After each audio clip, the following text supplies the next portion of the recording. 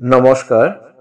আজ ঠাকুর শ্রীরামকৃষ্ণ পরমহংসদেবের যে গল্পটি পড়ে শোনাচ্ছি তার বিষয়বস্তু হল ব্যাকুলতা থাকলে সবই সম্ভব।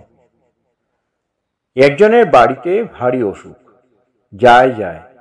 কেউ বললে সাতী নক্ষত্রে বৃষ্টি পড়বে, সেই বৃষ্টির জল মরার মাথার খুলিতে থাকবে, আর একটা সাপ ব্যাঙকে তেড়ে যাবে। ব্যাঙকে ছোবল মারবার সময় ব্যাঙটা যেই লাফ দিয়ে পালাবে, অমনি সেই সাপের বিষ মরার খুলিতে পড়ে যাবে। সেই বিষের ওষুধ তৈয়ার করে যদি খাওয়াতে পারো তবে বাঁচে।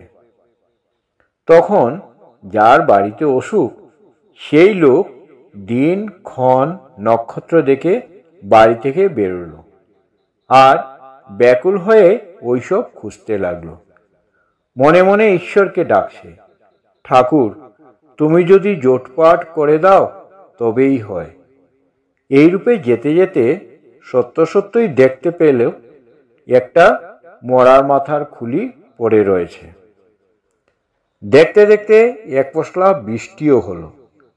তখন সে ব্যক্তি বলছে, হে গুরুদেব, মরার মাথার খুলিও পেলুম, আবার সাতী নক্ষত্রে বৃষ্টিও হলো। সেই বৃষ্টির জলও ওই খুলিতে পড়েছে। এখন কৃপা করে আর কয়টির যোগাযোগ করে দাও ঠাকুর। ব্যাকুল হয়ে ভাবছে, এমন সময় দেখে একটা বিষধর সাপ আসছে। তখন সেই লোকটির ভারী আহ্লাদ হলো, আর সে এত ব্যাকুল হলো যে বুক দুরু দুরু করতে লাগলো।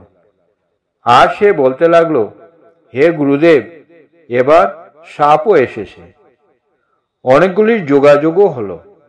কৃপা করে এখন আর যেগুলি বাকি আছে সেগুলি করিয়ে দাও। বলতে বলতে ব্যাঙও এলো। সাপটা ব্যাঙ তাড়া করে যেতেও লাগলো। মরার মাথার খুলির কাছে এসে যেই ছোবল দিতে যাবে, ব্যাঙটা লাফিয়ে ওদিকে গিয়ে পড়ল, আর বিষ অমনি খুলির ভিতর পড়ে গেল। তখন লোকটি আনন্দে হাততালি দিয়ে নাচতে লাগলো।